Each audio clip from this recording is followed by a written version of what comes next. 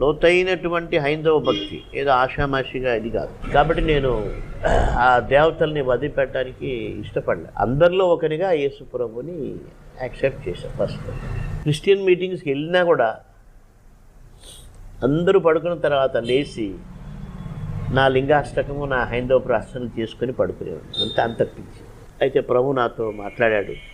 ఆయన కనికరించి పాస్ట్ అయితే హోప్స్ వదిలిపెట్టాడు.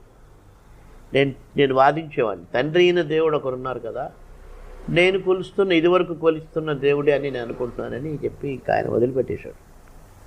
వీడు క్రైస్తవుడుగా ఎప్పటికీ మారడు, వితండవాదం. దేవుని కృపన్న దేవుడు నన్ను వదిలిపెట్టలే. అంటే మానవ బలహీనత ఏంటంటే, ఇప్పుడు చూడండి, యేసు ప్రభుని తెలుసుకున్న తర్వాత నాకు రిలీఫ్ అనేది ఖచ్చితంగా దొరికింది.